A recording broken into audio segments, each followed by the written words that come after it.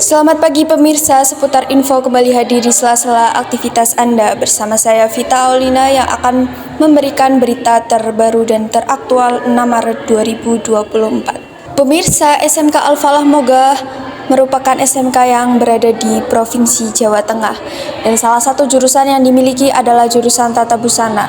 Mungkin masyarakat sudah tidak asing lagi mengenai jurusan ini. Berikut liputan selengkapnya.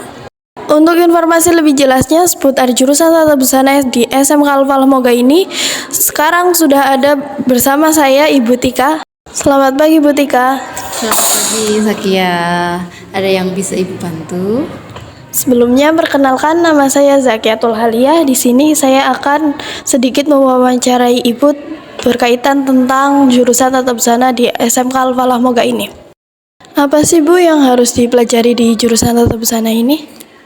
Yang harus dipelajari di jurusan Tata Busana ini pertama itu tentang pengenalan alat jahit, tentang desain, tentang pembuatan pola, dan tentang memproduksi sebuah busana. Itu yang paling utama. Yang lainnya juga ada, kita akan mempelajari bagaimana cara membuat aksesoris. Kita bisa diajari untuk bagaimana memasarkan sebuah. Menurut Ibu, mengapa keterampilan dalam menggambar dan mendesain penting dalam industri tata busana? Oke. Suatu produk itu berawal dari sebuah desain. Ya, makanya itu sangat penting sekali. Bayangkan tidak ada desain terlebih dahulu, kita tidak tahu mau bikin seperti apa. Nah, itulah pentingnya sebuah desain dalam industri ya.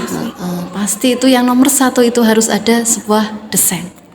Bagaimana cara Ibu untuk tetap mengikuti tren fashion di saat ini? Dengan kita melihat di sosial media, itu kita bisa mengikuti tren-tren ya, baik dari dunia maupun dari dalam negeri, itu bisa dilihat melalui media sosial. Di mana biasanya Ibu atau para murid bisa menemukan sumber inspirasi untuk proyek desain busana? Sumber inspirasi itu bisa dari mana saja. Di lingkungan sekolah juga bisa, di lingkungan manapun kita bisa mendapatkan inspirasi tersebut.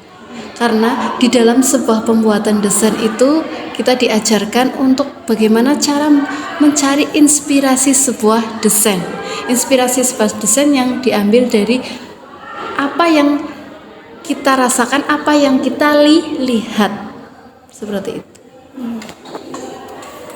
Siapa saja guru yang mengajar di SMK Al-Falah Moga ini? Saya Tika Rahmawati ya, ada Ibu Rahmi selaku ketua jurusan, ada Bu Natijah selaku kepala laboratorium, itu ada 3, dan satu lagi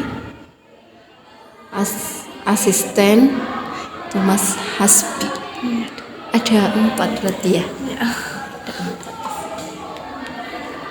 Kapan biasanya para murid melakukan praktek? Kapan? Saat jam pembelajaran, 1 jam pembelajaran, yang kedua saat ujian praktek dilakukan. Apa saja kesulitan yang biasanya siswa alami dalam proses menjahit? Proses menjahit mungkin karena belum pengalaman ya. Saat itu karena ilmu baru, mungkin masih